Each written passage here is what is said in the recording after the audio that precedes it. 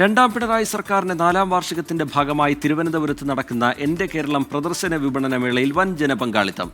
വിവിധ വകുപ്പുകളുടെയും പൊതുമേഖലാ സ്ഥാപനങ്ങളുടെയും ഉൾപ്പെടെ 200ഓളം സ്റ്റാളുകളിൽ രാത്രിയും പകലും ജനത്തിരക്കേറുകയാണ്. മേള ഇന്ന് സമാപിക്കും.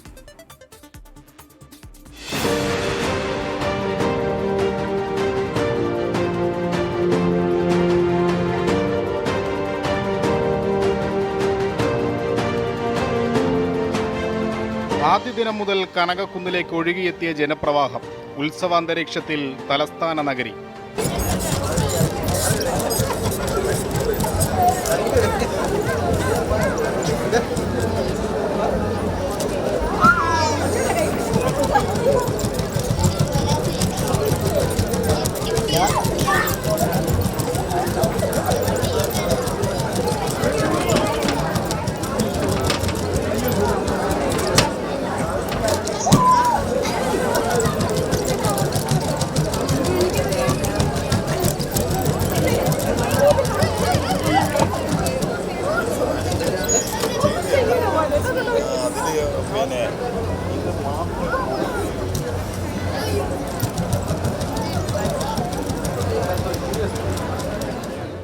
കലയും സംസ്കാരങ്ങളും സേവനവും പങ്കിടുന്ന വേദികൾ പൊതുജനങ്ങൾക്ക് വിസ്മയ കാഴ്ചയായി.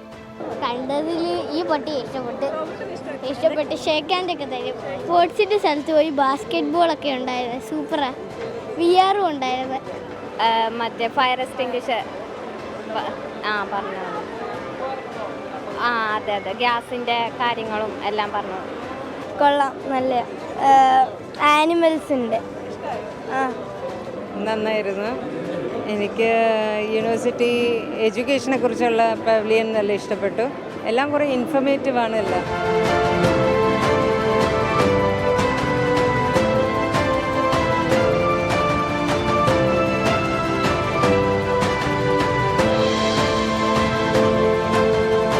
കേരളം കൈവരിച്ച സാമൂഹിക സാംസ്കാരിക മുന്നേറ്റങ്ങൾ, സംസ്ഥാന സർക്കാരിന്റെ ക്ഷേമ പ്രവർത്തനങ്ങൾ, വിവിധ സർക്കാർ വകുപ്പുകളുടെ സേവനങ്ങൾ തുടങ്ങിയവയെല്ലാം എന്റെ കേരളം മെഗാ പ്രദർശന മേളയിൽ അടുത്തറിയാം.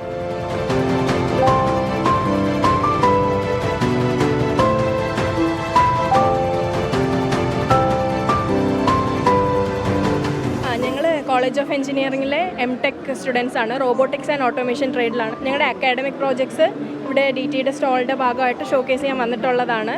അപ്പോൾ ഞങ്ങൾ റോബോട്ടിക്സ് ആയതുകൊണ്ട് പല ടൈപ്പ് റോബോട്ടിക് ഹാൻഡ്, ഹെഡ്, പിന്നെ റോവറായിട്ട് പല ഡിവൈസസ് കൊണ്ടുവന്നിട്ടുള്ളതാണ്. പല രീതിയിൽ നല്ല റെസ്പോൺസാണ് എല്ലാവരും. സമകാലിക വിഷയങ്ങളിൽ സെമിനാറുകൾ, രുചിവൈവിധ്യങ്ങളുമായി ഭക്ഷ്യമേള, കാർഷികമേള, സ്പോർട്സ് സോൺ, കലാ സാംസ്കാരിക പരിപാടികൾ തുടങ്ങിയവ മേളയ്ക്ക് നിറപ്പകിട്ടേകി.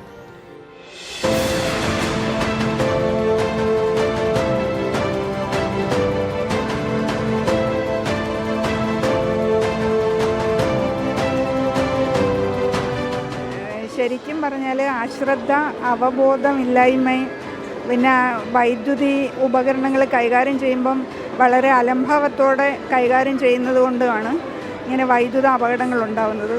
പിന്നെ കൂടുതലായിട്ടും നമ്മൾ ഗാർഹിക സുരക്ഷ എടുക്കുകയാണെങ്കിൽ അതിൽ അനധികൃത വയറിങ്ങാണ് കൂടുതൽ കാണപ്പെടുന്നത്. അതായത് അംഗീകൃതമായിട്ടുള്ള ലൈസൻസ് ഇല്ലാത്തവരെ കൊണ്ട് വയറിങ് ചെയ്യുന്നത് മൂലം ഒരുപാട് അപകടങ്ങൾ ഉണ്ടാകുന്നുണ്ട്.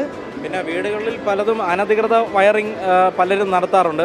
അത് ഈ ലൈസൻസ് ഉള്ള ഇലക്ട്രിക്കൽ കോൺട്രാക്ടർ വഴി വയറിങ് ചെയ്യുമ്പോഴാണ് ഇതുപോലെയൊക്കെയുള്ള ഉണ്ടാകുന്നത്.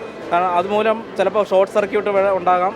പിന്നെ വൈദ്യുതിയുടെ ഉപയോഗം ഈ പറയുന്ന നമുക്ക് കുറയ്ക്കാനായിട്ട് ഈ പറയുന്ന നല്ല വയർമാൻമാരെ കൊണ്ടൊക്കെ വയർ ചെയ്താൽ നമുക്ക് തീർച്ചയായിട്ടും അതിൻ്റെ ഗുണം നമുക്ക് കിട്ടുന്നതായിരിക്കും.